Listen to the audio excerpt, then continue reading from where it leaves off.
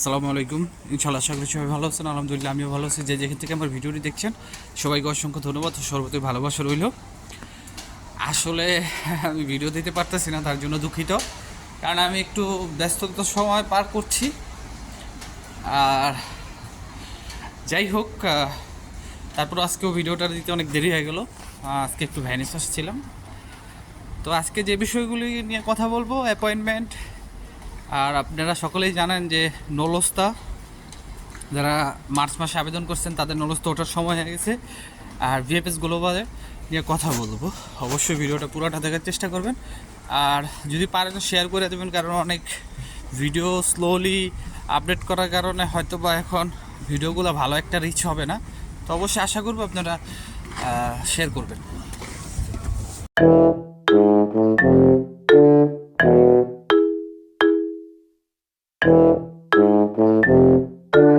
কিছুর জন্য আলহামদুলিল্লাহ আমি ছোট করে ভিডিওটা শেষ করতে চাই।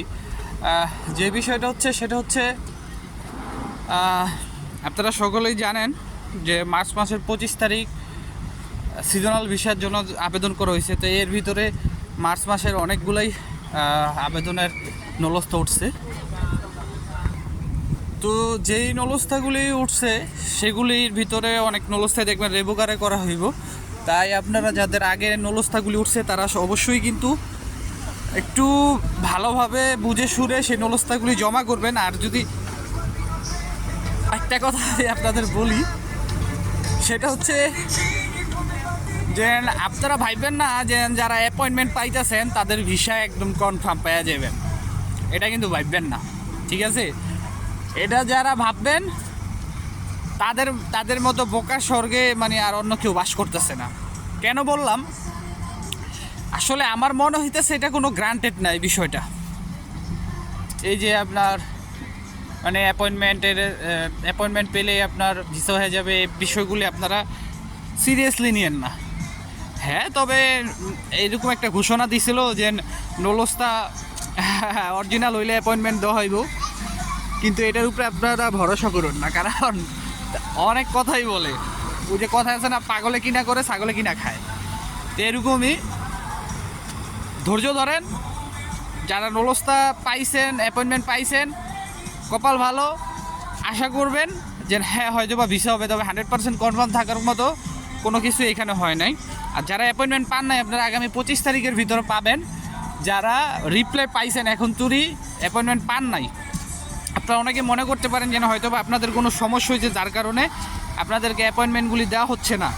এটা হচ্ছে সম্পূর্ণ ভুল। এই ভুলটা আপনারা করবেন না কোনোভাবেই, ঠিক আছে? এটা হচ্ছে সম্পূর্ণ ভুল। আপনারা দ্বিতীয়বার আর মেসেজ করবেন না। আর যারা রিপ্লাই পান নাই, আপনাদের স্পাম অথবা বিন যে দুটো আপনার জিমেলে থাকে, সেইখানে দেখবেন আপনাদের পাঠানো জিমেলটা কি স্পামে যে জমা হয়েছে নাকি বিনে যে জমা হয়েছে। যদি হয় তাহলে আপনারা পুনরায় মেসেজ পাঠাতে পারবেন। এখন বলতে পারেন ভাই অনেকে তো 2বার মেসেজ পাঠাইয়া আপনার অ্যাপয়েন্টমেন্ট পেয়ে গেছে। অনেকের সাথে আপনারা তুলনা করেন না, তাহলে বড় বাস খাইবেন, ঠিক আছে? আশা করি বুঝতে পারছেন। আর আরেকটা বিষয় হচ্ছে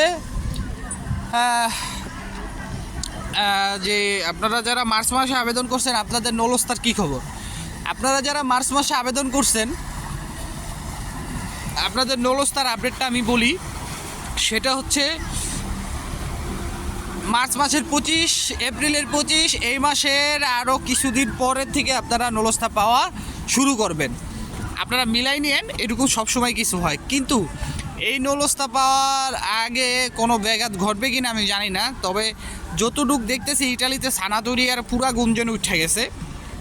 যদি সানাতোরিয়া দেয় এই বছর আলহামদুলিল্লাহ, তাহলে সেপ্টেম্বরের ভিতরে সানাতোরিয়ার কার্যক্রম শুরু হয়ে যাব।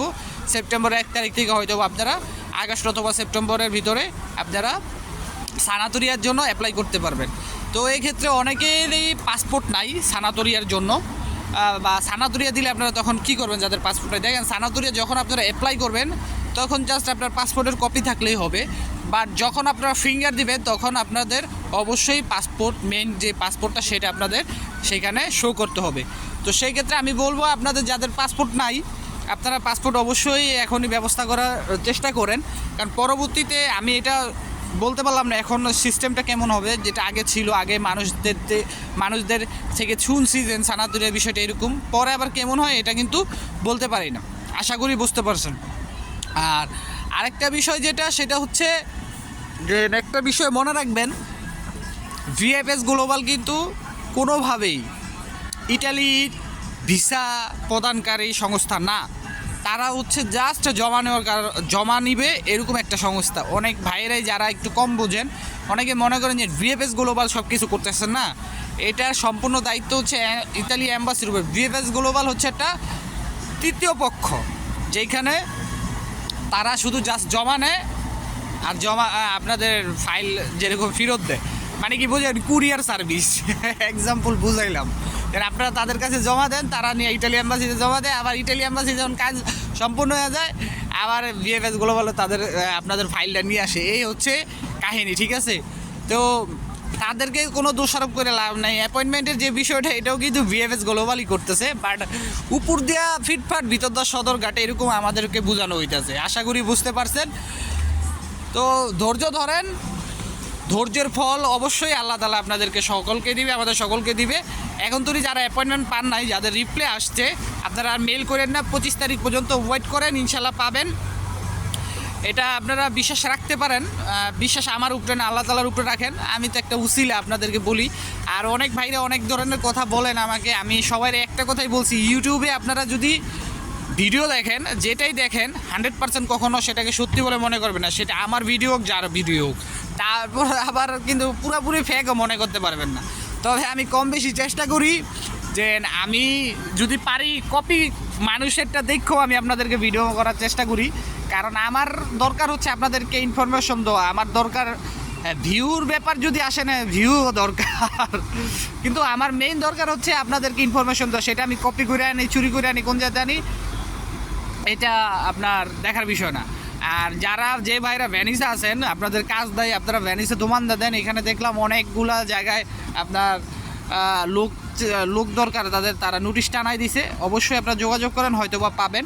আর আরেকটা বিষয়, আরেকটা এজেন্সির নাম আমি বলতে পারবো, যারা ভ্যানিসে আছেন, যেখানে গেলে আপনাদের কাজ হবে, বেতন হবে 1300 টাকার মতো, এরকম একটা আমি পাইলাম। তো আপনারা যদি চান অবশ্যই আমার সাথে যোগাযোগ করতে পারেন। আর অবশ্যই আমাকে মেসেজ করবেন, ভয়েস মেসেজ করবেন না, মেসেজ করবেন। তো সবাই ভালো থাকবেন, সুস্থ থাকবেন, অবশ্যই আমার ভিডিওটি শেয়ার করবেন আর চ্যানেলটি সাবস্ক্রাইব করবেন। আসসালামু আলাইকুম, আল্লাহ হাফেজ।